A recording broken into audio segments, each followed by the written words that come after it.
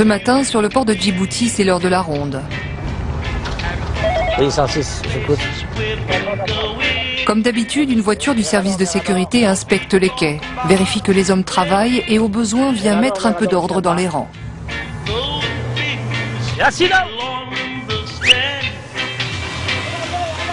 À Djibouti, chaque jour, 3000 dockers vident les cales des bateaux qui arrivent du monde entier et la marchandise part directement en Éthiopie.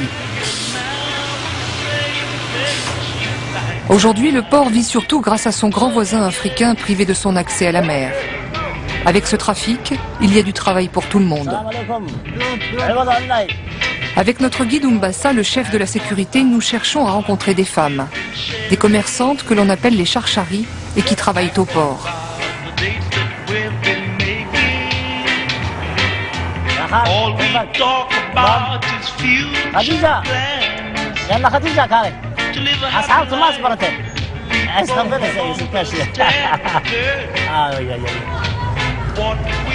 Voilà, des femmes charcharies. C'est des femmes djiboutiennes.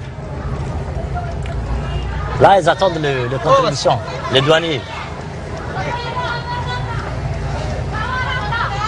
Comme je vous disais, elles n'aiment pas les caméras.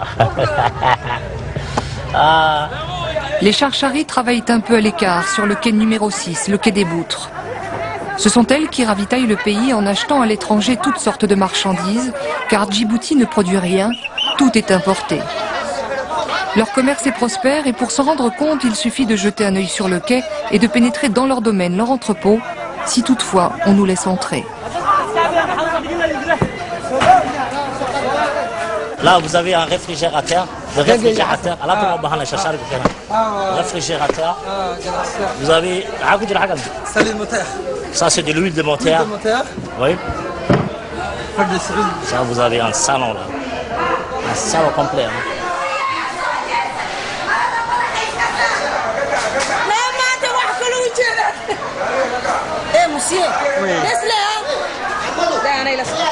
Umbassa nous avait prévenu, les femmes du port ne sont pas faciles à rencontrer. Elles se méfient des intrus et encore plus de notre caméra, et c'est un peu contre leur gré que nous rentrons dans leur monde. Déjà, pourquoi vous vous cachez? Vous êtes là. C'est la plus grande commerçante que vous avez là, devant vous. Adija Daher. C'est pour elle tout ce matériel. Sur le quai numéro 6, dès l'ouverture du port, les charcharis sont là, à l'arrivée des bateaux. Elles viennent récupérer leurs affaires sur les quais. Tout ce qui leur appartient arrive du Yémen et est débarqué en vrac.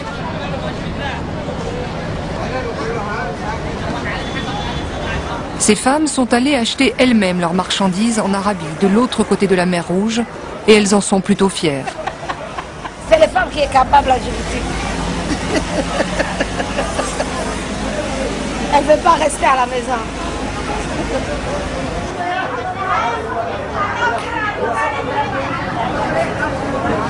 À force de sillonner le quai, nous avons rencontré Amina, une jeune charcharie moins craintive que les autres.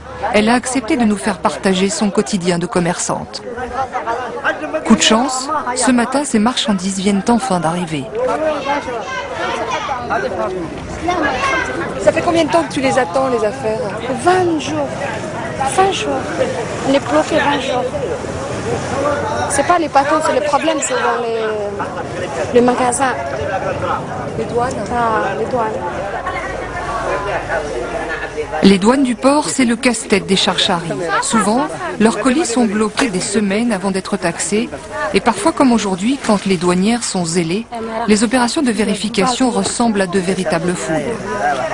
Pas de chance, cette fois-ci, toute la cargaison sera contrôlée. Ça se passe jamais comme ça. Comme ça, je n'ai jamais vu. C'est la première fois que j'entends le voir. Je ne sais pas pourquoi ils font ça. Du zèle, pour montrer qu'ils font bien leur travail? Semblant. Parce qu'il n'y a pas... Là, il fait exprès. Et les ennuis d'Amina ne vont pas s'arrêter là. Viens par là, toi. Combien il y a de pièces dans ce carton? Avant, tu passais tout en cachette. Maintenant qu'il y a la télé avec toi, alors on va tout contrôler. C'est faux, par Dieu, c'est faux, je paye toujours. Tu dis un grand péché? Si d'autres volent, moi je ne vole rien.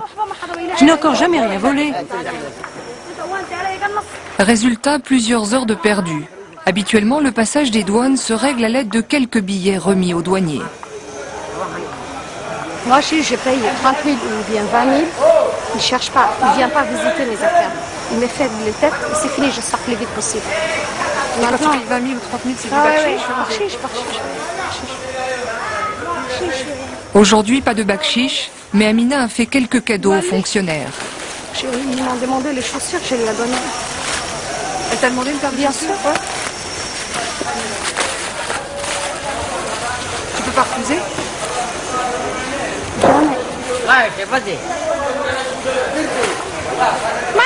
Dis, elle te vend les chaussures? Elle te vend?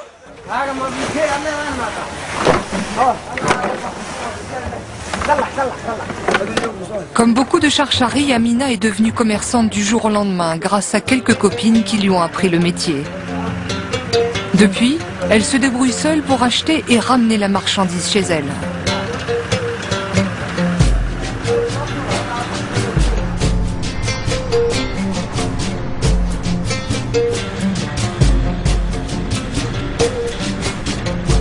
À Djibouti, elle vit dans un quartier que l'on appelle la caserne. C'est ici que sont logées les familles des fonctionnaires de police.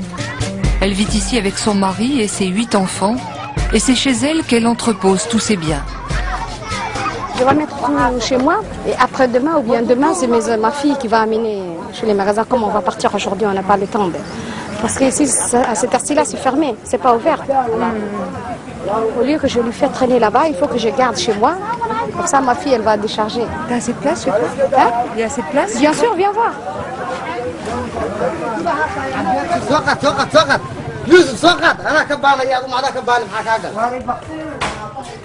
Amina loue une petite maison toute simple de 3 pièces. Et l'une d'entre elles est entièrement réservée à ses marchandises. C'est d'ici, en famille, qu'elle mène toutes ses affaires.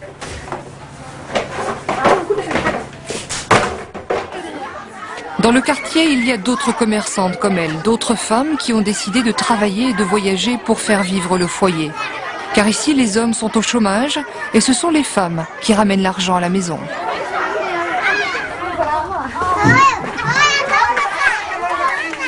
Aujourd'hui, Amina s'en va.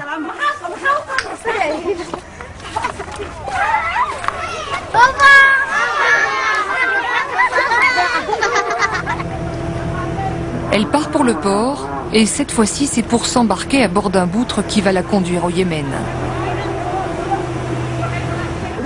Habituellement, ces bateaux de commerce embarquent de la marchandise, mais parfois prennent aussi des passagers. Et généralement les seuls à monter, ce sont les Charcharis.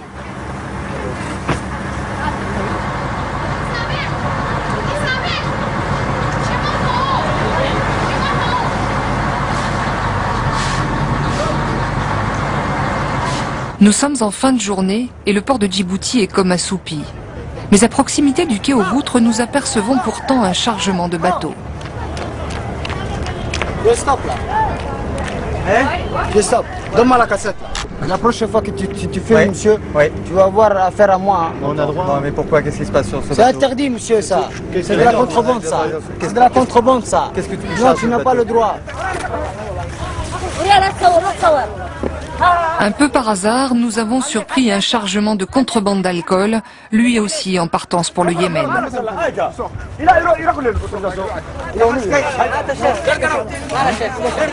Notre présence n'est pas du goût de tout le monde et autour du bateau, elle crée une certaine tension. Pourtant, nous allons l'apprendre, ce genre de chargement est légal à Djibouti et un douanier est même là pour veiller au bon déroulement des opérations. Tant que l'alcool est sur le quai, nous en train de surveiller, parce qu'il y a 10% de taxes. Il y a la taxe de transit. Ouais. C'est ça qu'on surveille. nous. Et après, ce que ça devient, vous, c'est pas votre problème, quoi. Là, à partir de quand tu quittes notre frontière, non, on s'en fout.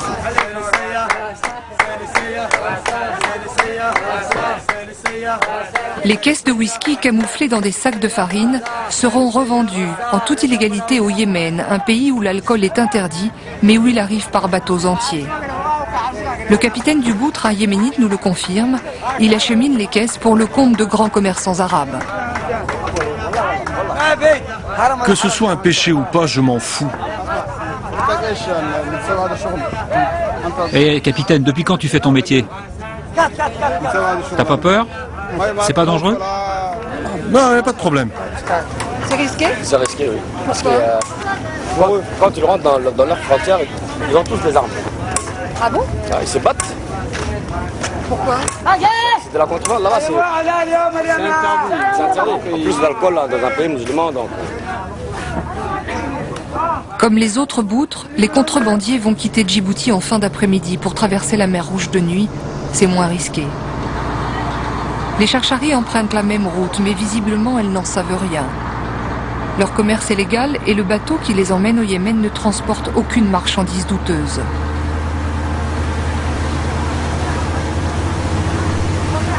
Pour elles, ce voyage ressemble plutôt à une douce aventure. Est-ce que tu te souviens de la première fois que tu as pris le bateau? Bien sûr, je me souviens très bien. Comment ça s'est passé? C'était bien passé, je suis bien passé. Avec deux femmes, je voyageais avec des femmes. On était heureuses, on était à l'aise comme vous voyez. T'aimes bien la mer? Bien sûr, on aime bien. Pourquoi? Parce que... Parce que c'est notre vie, la mer. C'est notre vie. Chaque mois ou chaque 2 mois, on est dans la mer. On pêche les poissons.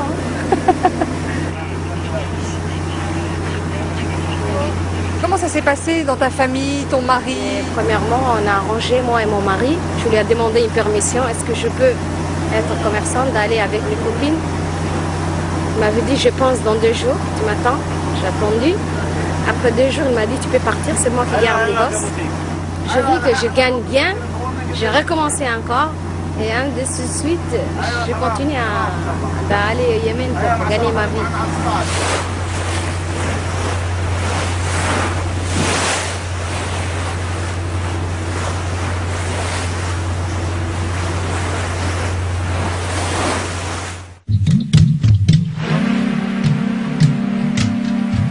Prendre le bateau est une façon peu coûteuse de rejoindre le Yémen, à peine 10 € la traversée. Et en une nuit, elle se retrouve de l'autre côté de la mer, à Mocha, la porte d'entrée du Yémen.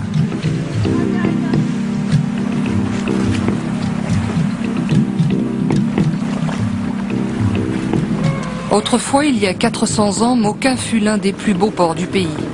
D'ici, partait le café pour le monde entier.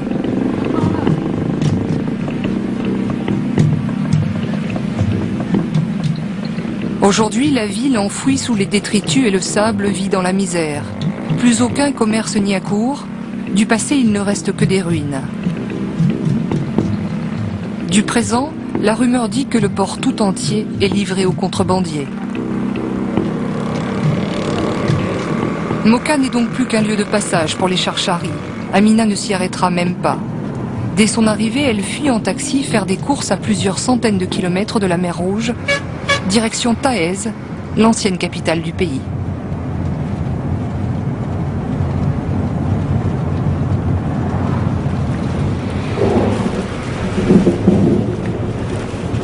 Tu veux être commerçant, n'est-ce pas? Oui.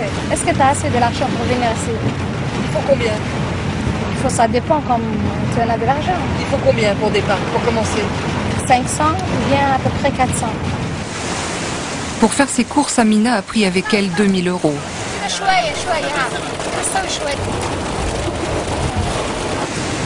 tu viens avec moi, on va aller ensemble. On va descendre à l'hôtel de Djibouti. Tu descends à l'hôtel? Ouais. On va reposer un peu. C'est pas un problème pour une femme seule? Mais non, on est presque dizaine, vingtaine. Il y a plein de femmes, on est beaucoup de femmes. Après, on rentre chaque boutique. On tourne. Et après, on vient chez l'hôtel, on se repose, on dort. Le lendemain, on recommence. Tourner. D'autres boutiques encore? Bien sûr, pour chercher des choses bien, moins chères. Mais comment tu choisis les choses? Je connais ce qui marche et ce qui ne marche pas dans notre pays. Si tu veux être commerçante, je te montre tout. Ouais. Et tu vas continuer à être commerçante. D'accord.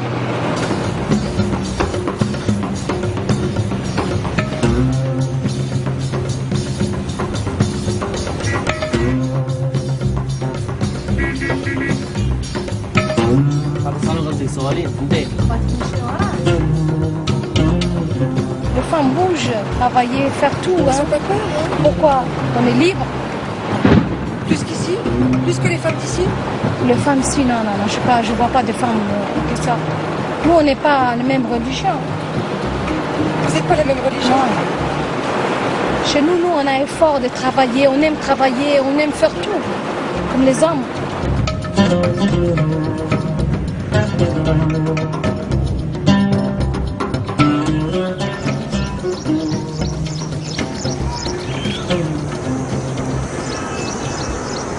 À Taez, comme convenu, nous avons rendez-vous avec Amina à l'hôtel Djibouti.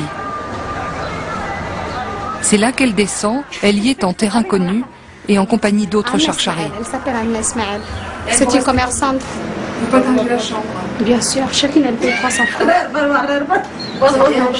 C'est rien chez nous, c'est rien. On est là, on est heureuse, on mange. Nickel. Vous êtes ensemble? Oui, on est ensemble. Mais on ne se connaît pas, ces femmes-là, mais comme on était avec depuis hier soir, on se connaît déjà. Ça y est. Ouais. On est même langue que ce sont des Djiboutiens. Ça va, cool. Pas de problème.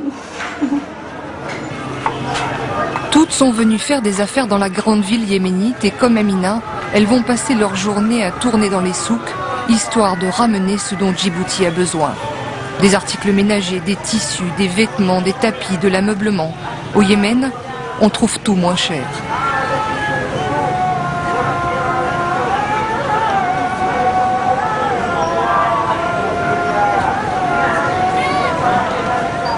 Amina nous conduit rapidement dans une première boutique qu'elle semble avoir choisie un peu au hasard. Bonjour, comment ça va? Combien tu vends la douzaine? Je vends l'unité, 2 rials l'unité. Tu vends pas la douzaine? Donc ça, tu me donnes une douzaine de ça et celles-là sont meilleures, je les prends. Si tu préfères. Combien c'est la pièce?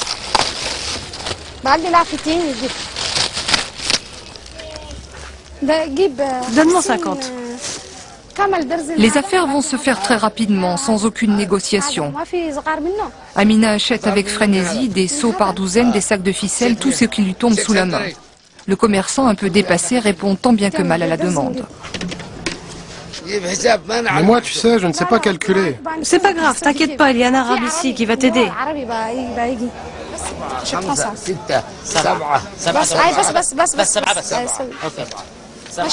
Tu n'as pas de machine à calculer? Non. Comment tu fais pour vendre?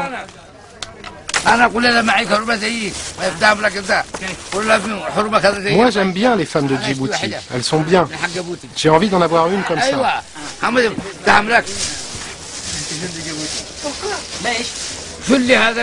Allez, amène-moi ça là-bas, toi. Et comment tu la trouves, elle? Très bien, très bien. Elle travaille très bien. Donne-lui l'argent. Mais qu'est-ce que c'est que ça? Mais vous n'avez pas d'argent, du vrai? Moi, je veux de l'argent yéménite. Je parle pas le dollar, moi. Au bout d'une bonne heure, le commerçant a pris les dollars et Amina fait sortir ses premiers cartons.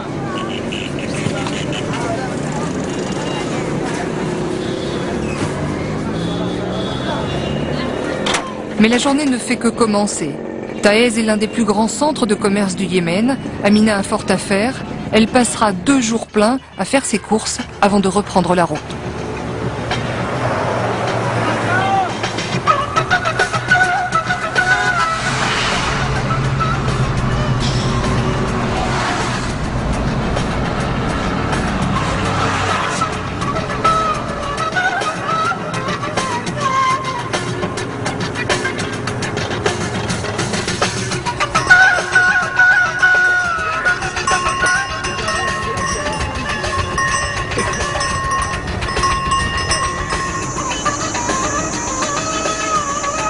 Sur la route des Charcharis, la deuxième étape se situe plus au nord, au-delà des plaines, au-delà des champs de khat et des montagnes.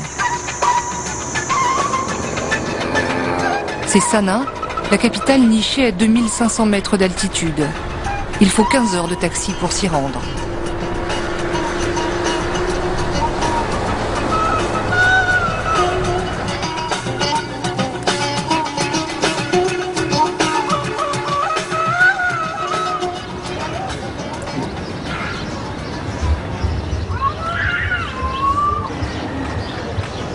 Cette fois-ci, nous avons rendez-vous avec Amina dans la vieille ville. Elle vient d'y faire une rencontre.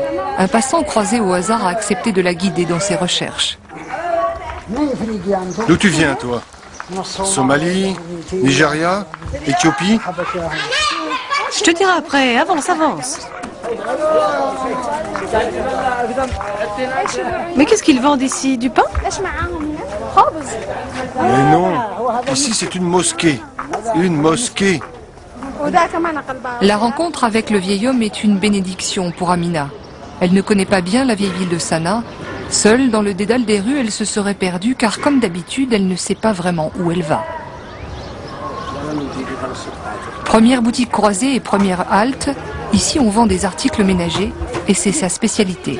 Le vieil homme, entraîné dans la boutique par sa nouvelle compagne, se contente d'observer ébahi toute la scène. Une fois encore, tout va très vite. Les seaux s'empilent, les marchandises s'accumulent, les affaires sont florissantes.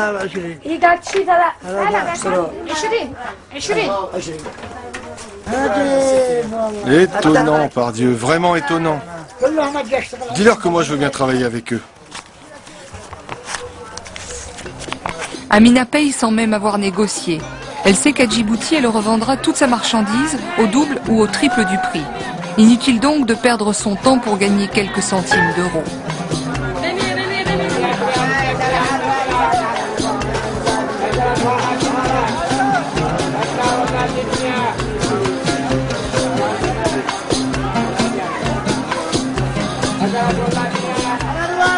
Amina sait qu'à Sanaa, il est aussi possible de faire d'excellentes affaires avec un métal précieux que l'on trouve en grande quantité à des prix défiant toute concurrence. Rendez-vous au souk des bijoutiers, c'est ici que toutes les charcharies finissent leur voyage. Pour arrondir leur fin de mois, elles se ravitaillent en or, en petits bijoux. Quelques dizaines de grammes achetés à très bon prix et revendus 4 ou 5 fois plus cher dans la rue à Djibouti. Chez nous, on ne fabrique pas de ça. Le problème, c'est ça. Ils aiment bien avoir de l'or. Comme il n'y en a pas dans notre pays, c'est nous qui en aiment là-bas, qui vendent. Alors la femme qui voit de l'or, elle va prendre, c'est sûr. Si elle vend dans la rue, c'est parce qu'en fait, elle l'a ramené... Elle l'a caché, puis elle vend dans la rue. C'est comme ça qu'on le fait. Mais le l'or, si on le voit, c'est fini. On les cache. C'est le trafic, ça.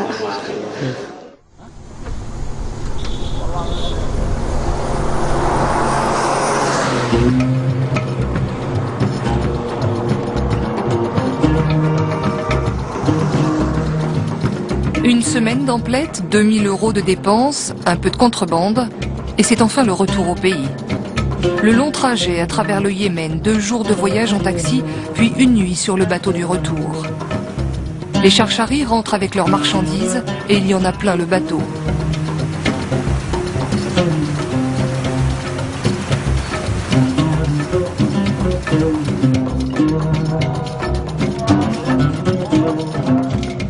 Il y a de quoi ravitailler tout Djibouti et tous les marchés de la ville.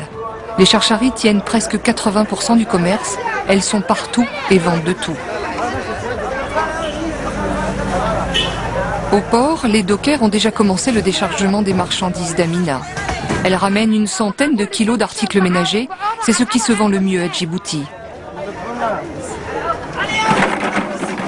Les jours qu'on débarque notre affaire, on est heureuse. Hein. Le jour où ça arrive? Bien sûr. Hein. Tu es contente aujourd'hui alors? Bien sûr, hein, je suis très contente. Je vais gagner plus de l'argent. Après leur long voyage, les charcharies se retrouvent toutes dans le même quartier commerçant à Djibouti. Un quartier qu'elles ont totalement investi et où elles louent des entrepôts.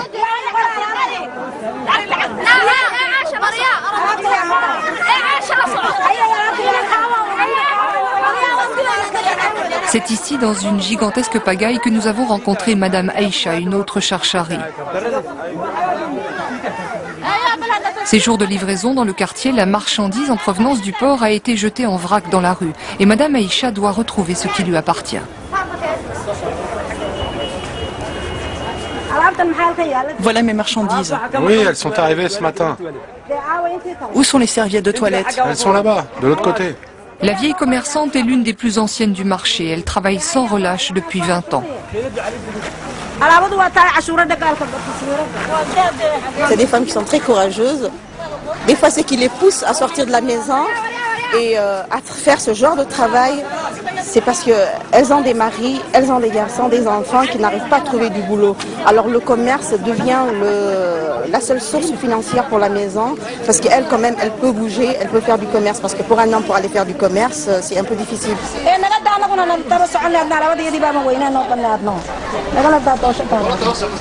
Il faut s'imposer dans le marché, parce que même entre dames, il faut s'imposer, il faut t'implanter, il faut faire tout. Parce que sinon, si tu fais la gentille, tu baisses le temps, ainsi de suite, on te rase très très vite.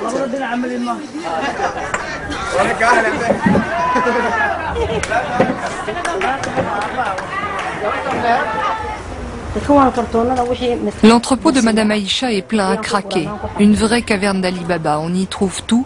Et bien sûr, la marchandise vient du Yémen.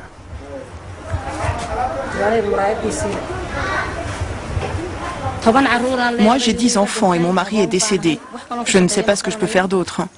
On m'a prêté un peu d'argent un jour et c'est comme ça que je suis devenue commerçante et que j'ai pu nourrir mes enfants. Je ne crois pas que les femmes cherchent particulièrement à être indépendantes. Si elles travaillent, c'est par obligation.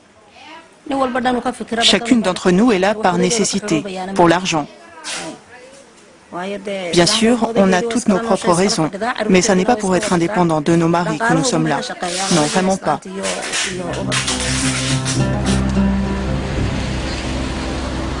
À Djibouti, le négoce des charcharies est devenu essentiel pour l'économie locale. Il fait vivre une bonne moitié de la ville. Il faut reconnaître que ce minuscule pays n'a pas grand-chose d'autre à offrir. Pas de richesse naturelle, pas d'industrie. Les échanges avec les pays riverains de la mer Rouge sont donc vitaux.